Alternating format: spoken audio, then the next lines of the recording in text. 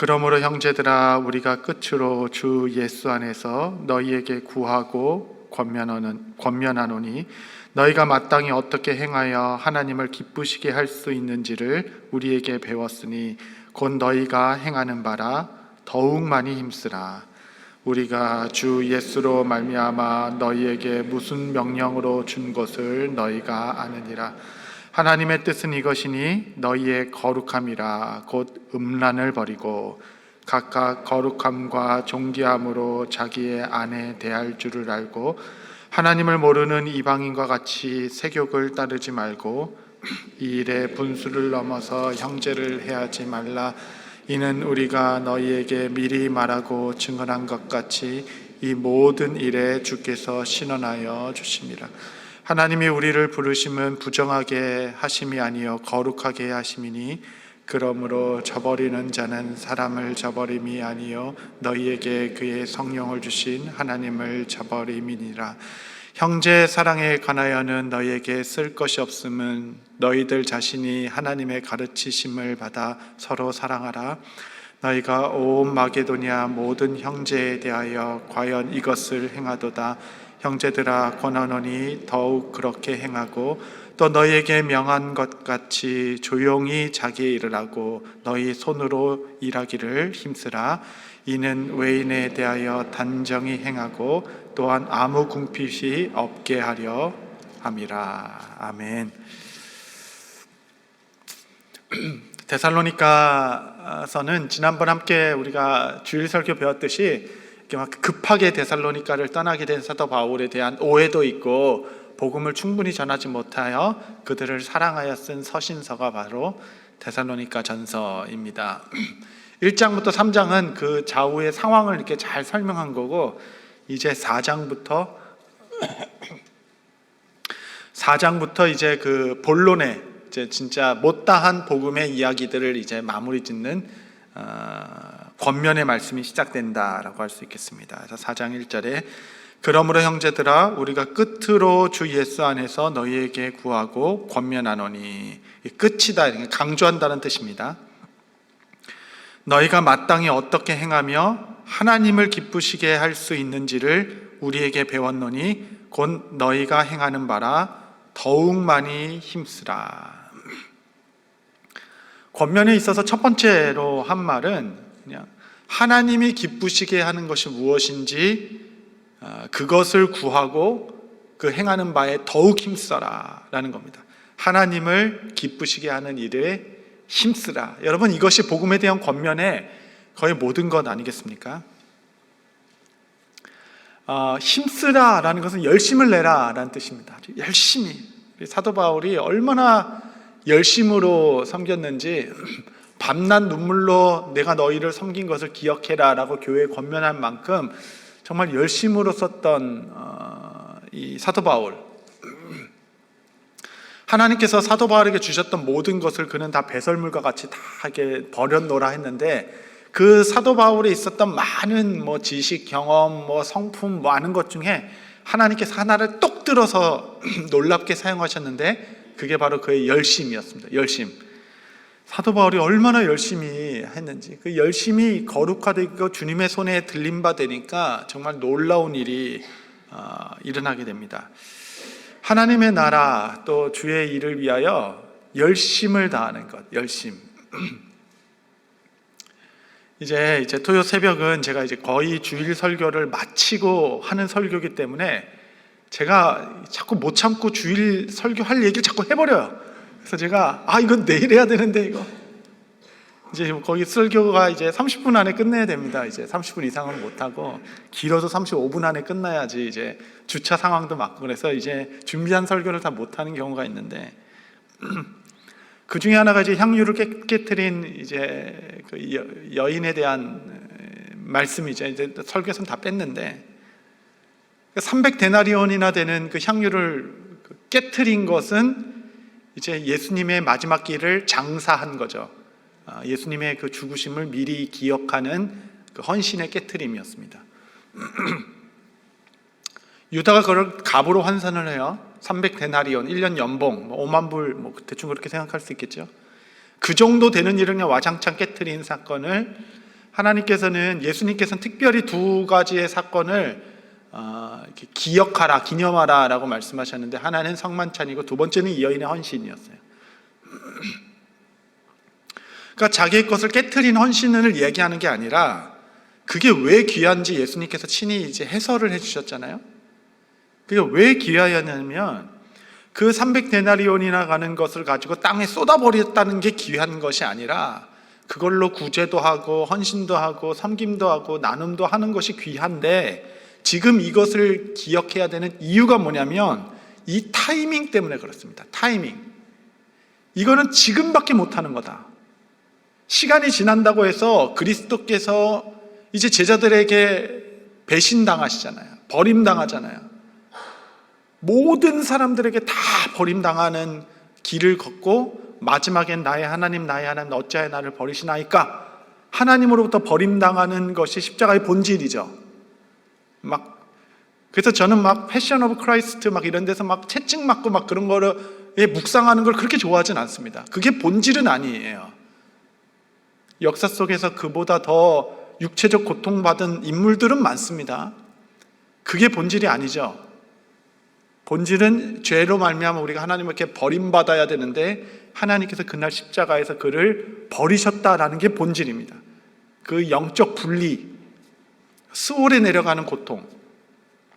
모든 사람들이 그를 버리고 그를 이제 그 순환의 길을 가는 그 마지막 순간에 그의 길이 얼마나 존귀하고 얼마나 위대한 길이며 얼마나 의미 있고 아름다운 죽음인지에 대한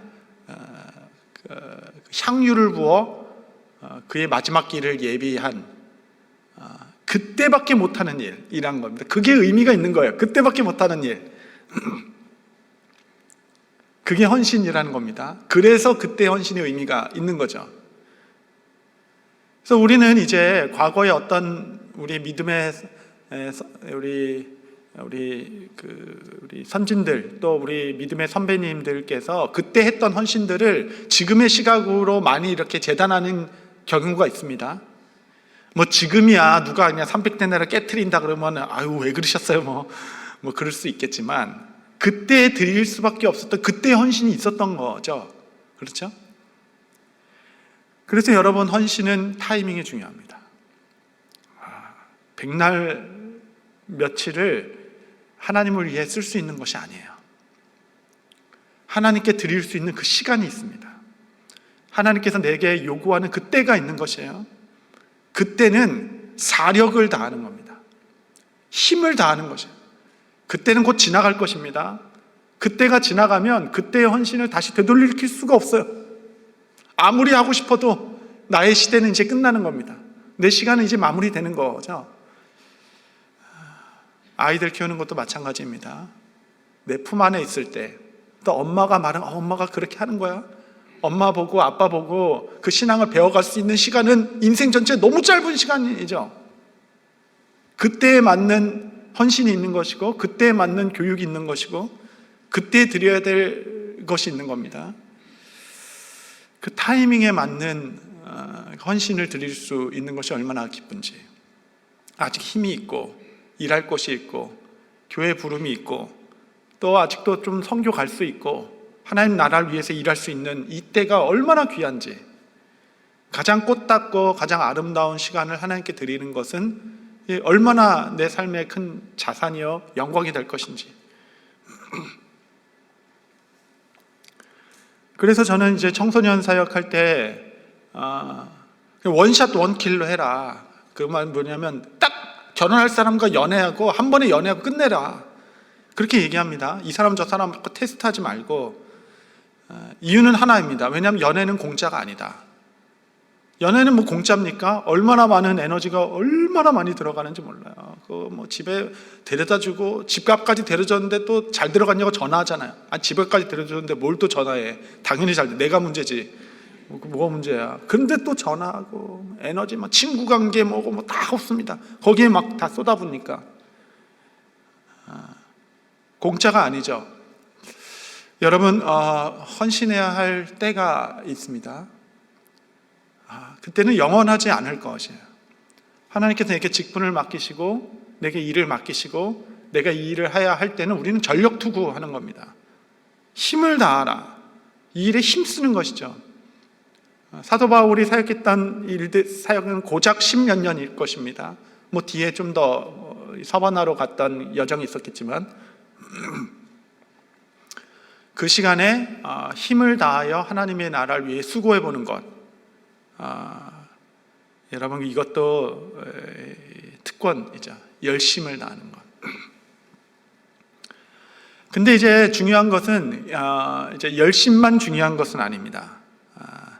교회 안에는 이제 수많은 열심들이 존재하고 있어요. 무슨 열심인가가 중요합니다. 열심을 점검하는 일. 그래서 교회를 늘 어렵게 하는 분들은 저는 뭐 1년에 한 2-5번 나오는 분이 교회를 힘들게 한 것을 본 적이 없어요. 그럴 여력이 없죠. 교회에 열심을 내는 분들이 또 교회를 어렵게 한다는 수 있다는 것을 아는 것이 중요합니다. 그래서 베드로가 반석이자 걸림돌이었죠. 너는 개봐라, 반석이다, 너 위에 교회를 세우겠다라고 이야기한 바로 다음 구절에 너는 나를 걸려 넘어지게 하는 너다 이렇게 얘기하잖아요. 반석에서 걸림돌로 가는 것은 순간입니다. 순간. 한 번 반석이 영원한 반석이 아니에요. 순간 예수님의 걸려 넘어지게 하는 걸림돌이 될 수도 있다는, 그 돌은 동일한데 반석이냐 걸림돌이냐는 순간입니다. 순간. 내가 주님의 나라를 위해 열심을 갖는 것은 중요한데 그 열심은 늘 점검되어야 합니다. 점검받아야 돼요. 무슨 열심인가, 내가 무엇으로 타오르고 있는가는 아주 중요한 일이 됩니다. 그 열심을 점검하는 데 있어서 제1의 기준이 나는 누구를 기쁘게 하고 있는가. 내가 사람을 기쁘게 하랴, 하나님을 기쁘게 하랴. 내가는 누구를 기쁘시게 하는가가 이제 열심을 점검하는 이제 가늠자가 되는 것이죠. 이사백에 열심이 없는 자들에게는 더욱 많이 힘쓰라라는 이 사랑의 권면을 받으시기를 바라고, 지금 힘을 다하여 섬기고 계신 분들은 내가 하나님을 기쁘시게 하나 사람을 기쁘시게 하려 하나, 그 열심의 순수함을 점검하는 새벽 되시기를 바랍니다. 엘리야가 아합을 찾아가죠. 찾아가서 너가 어느 때까지 머뭇머뭇하겠느냐, 하나님을 기쁘시게 할지 사람을 기쁘시게 할지 결정해라. 결정. 언제까지 머뭇머뭇거리느냐. 여러분, 머뭇머뭇거리는 이유는 결정을 하지 않았기 때문입니다. 여러분, 인생이 막 복잡하고 막 고뇌에 빠진 것 같지만 막상 결정하면 모든 게 쉬워집니다. 결정을 안 했기 때문에 문제가 어려워지는 거예요. 결정을 내렸으면 모든 것이 이제 그 결정 중심으로 정리되기 마련입니다.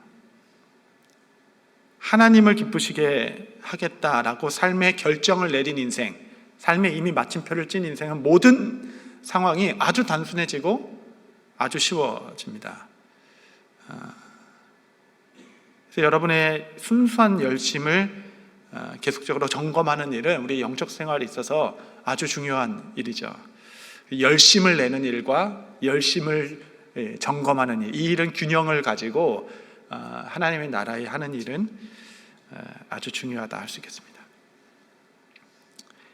3절에 보면 하나님의 뜻은 이것이니 거룩함이다. 하나님의 뜻은 이것이다. 그러니까 이제 하나님의 뜻을 이렇게 자주 이렇게 얘기합니다. 하나님의 뜻은 두 가지로 형태로 되어 있어요. 하나는 계시이고 하나는 섭리로 하나님의 뜻이 나타납니다. 계시와 섭리, 이렇게만 이해하시면 됩니다. 계시는 뭐냐면 드러난 하나님의 뜻, 그러니까 성경에 이미 기록된 뜻, 그러니까 하나님의 뜻을 찾아 헤맬 필요가 없이 그냥 기록된 거 읽으시면 됩니다. 예전에 대학생 때 제가 이제 그 단기 선교를 이렇게 동원하는데 아주 제가 열심을 냈어요. 그래서 저만 만났다면 다 단기 선교에 참여할 수밖에 없었습니다. 그래서 저는 뭐 이게 단기 선교 안 가는 사람 거의 막 죄인 취급하고 그랬으니까 막 너무 부담스러워하죠. 근데 뭐 못 갈 이유는 너무 많아요. 그런데 이제 이렇게 얘기합니다. 하나님의 뜻이 무엇인지 좀 기도해 볼게요. 그러면 기도하지 마라. 하나님의 뜻은 이미 계시되었다. 계시된 하나님의 뜻이 있으니까 너는 가서 모든 민족의 제자를 삼으라 했으니까 이미 명령은 떨어졌는데 무슨 또 하나님의 뜻을 찾냐. 이런 논리인 거예요. 어느 날 하나님께서 꿈속에서 갑자기 나타나서 너는 절대 무슨 일이 있어도 선교적 삶을 살지 말며 절대로 나가지 말고 네 가족만을 위해서 살라라는 특별 계시가 없는 한 우리는 이미 하나님의 뜻을 다 받은 자로서 순종의 의무만 있다, 뭐 이렇게 하는 거죠. 계시란 드러난 뜻입니다. 드러난 뜻. 여러분이 더 이상 하나님의 뜻을 찾지 않아도 명확하게 드러난 것. 섭리는 감추어진 뜻입니다. 감추어진 뜻. 하나님의 뜻이 이렇게 역사 속에, 이야기 속에, 사건 속에 감춰져 있어서 그거를 분별하여 찾아가는 과정은 아주 영적 분별력이라고 할 수 있죠. 해석하는 능력이라고 할 수 있겠죠. 여기서 하나님의 뜻이라는 것은 섭리적 감추어진 뜻이 아니라 드러난 뜻입니다. 여러분의 상황이 어떠하든지 환경이 어떠하든지 여러분을 향한, 하나님의 백성을 향한 하나님의 뜻은 두 가지로 드러나죠. 복음적 삶을 어떻게 살아야 되는가. 하나는 가정이고 두 번째는 일터. 가정과 일터에 드러난 하나님의 뜻. 얼마나 명확합니까? 가정을 잘 지키라. 음란하지 말아라. 거룩과 존귀함으로 스스로를 절제하고 남편은 아내를 대하고 아내는 남편을 대하라. 건강한 부부의 관계는 아주 아름다운 가정을 이루는 핵심입니다. 핵심. 최고의 가정교육은 친밀한 부부관계를 보여주는 것이죠. 남편이 아내를 사랑하는 것을 아이들이 보게 하시는 거죠. 아내가 남편을 존경하는 것을 자녀들로 보게 하는 것이 최고의 가정교육, 인성교육, 뭐 안정감, 모든 것이 거기 안에 다 들어가 있어요. 가정에 대한 올바른 상이 씌워지고, 반대로 제일 안 좋은 것은 부부간에 다툼이 있고 서로 간에 신실하지 않은 것이겠죠. 특별히 음란함에 대하여 음란함을 버리고 가정 안에서 화목하게 하는 일, 이것이 복음에 있어서 복음을 이제 정리하는 거잖아요. 사도 바울이 다 가르치지 못했기 때문에 이제 그거를 딱 이렇게 정리해 주는데, 일터와 가정이다. 복음은 일터와 가정이다. 이렇게 딱 정리하잖아요. 얼마나 시원시원합니까? 얼마나 복음적입니까? 4장 6절에 보면 저는 이제 이 말씀을 좀 이거는 뭐 이렇게 성경적 주석이라기보다는 제 개인의 묵상 정도로 좀 이렇게 적용하면 좋은데 저한테는 유익했습니다. 여러분도 이렇게 좀 적용하면 유익할 것 같아요. 6절에 보면 이 일에 분수를 넘어서 형제를 해하지 말라. 이는 우리가 너에게 미리 말하고 증언한 것과 같이 모든 일에 주께서 신원하여 주심이라. 거룩해라라는 큰 카테고리 안에 이렇게 세부 항목 중에 이제 분수에 넘지 마라라는 겁니다. 이제 저희 묵상이죠. 저는 이것을 저희 어떤 거룩함을 이루는 실제 어떤 기준으로 삼고 있습니다. 기준. 거룩함이라는 게 목사가 성경을 10장 읽는 것과 정말 이제 예수님을 궁금해서 성경을 한 장 읽어보는 것과의 기준이 다 다르죠. 제가 한 명 전도하는 것과 일터에서 정말 힘겹게 한 사람 전도하는 이 모든 게 동등 비교가 될 수가 없습니다. 모두가 상황이 다 다르기 때문에. 그래서 거룩이라는 개념이 십계명을 제외하고는 모든 사람에게 다 동일하게 이렇게 탁탁탁 이렇게 이런 계시된 말씀 말고는 이렇게 세세토록 이렇게 세세히 적용하는 게 이렇게 쉽지는 않아요. 저의 기준은 이제 분수입니다. 분수, 영어로 하면 transgress, 이렇게 선을 넘지 않는 것. 분수, 내가 이 일에 분에 지나도록 하고 있나? 분수에 넘고 있나? 그러니까 구체적으로 적용하면 이런 겁니다. 이제 이렇게 뭐 예를 들어 뭐 유튜브 같은 거를 좀 보는데, 요즘 뭐 유튜브 안 보는 사람이 어디 있겠어요? 다 보죠. 그런데 제가 마땅히 저의 일도 있고 여러 가지 있는데 저의 분수에 넘어서 이것을 보기 시작할 때 제 영혼이 막 상하기 시작하더라고요. 메말라지기 시작하고 좀 이렇게 허탈해지기 시작하는 그런 어떤 선이 있습니다. 그 선을 지키는 거죠. 분수에 넘지 않도록 뭐든지. 교회 전체를 책임지다 보니까 이제 뭐 부교육자분들께 뭐 이렇게 지적 사항을 할 때가 있습니다. 그 지적 사항만 하면 되는데 가끔씩은 그 선을 넘는 겁니다. 분수에 넘도록, 분수에 지나도록 막 그냥 어제 있었던 막 감정도 막 이게 섞어서 나가기도 하고 안 해도 되는 말 막 더하기도 하고 막 막 그렇게 되면 그분만 상하는 것이 아니라 내 영혼도 상하죠. 분수에 넘는 거죠. 이제 그 성도님들이 모여서 이제 교회에서 딱 얘기하다가 이제 하다 보면 이제 막 목사님들 막 얘기하잖아요. 얘기하다 보면 막 재밌잖아요. 아, 왜 그래? 그것 좀 재밌는 게 어디 있어요? 저는 그걸 막을 생각이 없습니다, 여러분. 우리 뭐 즐거운 게 뭐가 있어요? 얼마나 재밌어요. 비밀을 알려드리는 목사도 모이면 성도들 얘기 이렇게. 뭐 얼마나 재밌는지. 저희도 모여서 왜 그러셨어? 왜 이렇게 얘기하는데 얘기할 수 있죠. 분수에 넘지 않도록, 도에 넘지 않도록. 어느 순간을 넘어가면 영혼이 상하기 시작합니다. 근데 거룩함이 깨지는 마음이 들어요. 마음이 이렇게 막 상쾌하고 좋은 게 아니라 그렇죠. 저보다 선배라든가 더 존경받는 분과 가끔 이렇게 농을 섞어서 가볍게 대하는 경우가 있습니다. 저도 왜 그러셨어요? 목사님 잘못하셨네. 이렇게 더 어른임에도 불구하고 친밀함의 표현일 수도 있죠. 근데 분수에 넘지 않도록, 어떤 선에 넘지 않도록, 넘어설면서부터 관계가 이상해지고 어려워집니다. 모든 일에 모든 것을 다 적용할 수 있죠. 자녀들 잘 키우는 거 중요하죠. 금이야 오기야 잘 키울 수 있지만 분에 넘치지 않도록.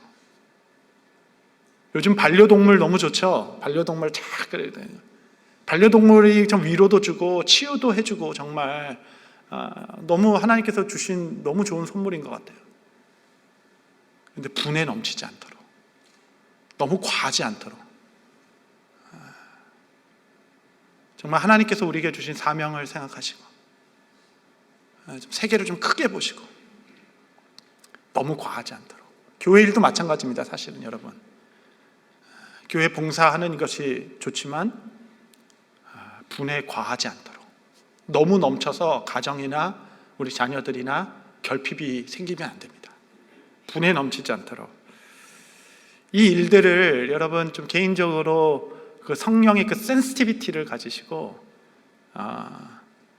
내가 분에 넘쳐록 하지 않겠다. 이것이 여러분의 거룩함, 이 마음의 성결함을 지키는데 저는 아주 유익했습니다. 여러분도 이렇게 한번 실제적인 걸 하면 좋겠죠. 근데 이 분수라는 것이 이제 그 주관적인 것이 그러니까 객관적인 것이 아니기 때문에 여기서 뭐 계시된 것은 객관적인 거죠. 그렇기 때문에 분수를 지내는 것이 주님과 가까이 가면 갈수록, 하나님과 더 친밀하면 친밀할수록 기준이 점점점 높아집니다. 기준이 점점점 높아져요. 어느 순간에 보면 정말 여러분의 삶은 품격이 있게 될 것이고 마음의 유연함도 있게 될 것이고 사람을 이해하는 마음도 점점점 커질 것이고 정말 거룩함을 향하여 앞으로 전진하는 삶. 예전에는 뭐 여기까지는 괜찮았는데 지금은 이것도 내겐 좀 과하다. 이제 그만해야지. 더 삶이 단순해지고 더 이렇게 아주 심플해지고 더 거룩해지는 삶. 이 본문을 가지고 저는 이 거룩함을 분수라는 단어로 정의했다라는 것이 좀 마음에 많이 와닿고 여러분도 좀 개인적인 좀 적용이 있게 되기를 바랍니다. 마지막으로 뒤에 보면 11절에 보면 이제 일터에서 얘기하는 겁니다. 또 너희에게 명함같이 조용히 자기 일을 하고 너희 손으로 일하기를 힘쓰라. 요란하게 하지 않고 내게 일터에서 내게 맡겨진 일을 성실하게 하고 일하기를 힘쓰는 자, 열심히 일하는 자. 일터와 가정의 균형이죠. 그래서 12절에 외인에 대하여서는 단정히 행하고 무례히 행하지 아니하고 또 아무 궁핍함이 없게 하라. 이것은 이제 내가 너무 이렇게 씻기게 되는 거죠. 내가 너무 궁핍해서 다른 사람들에게 의존해서 살아갈 수밖에 없는 이런 식객이 너무 되지 말라.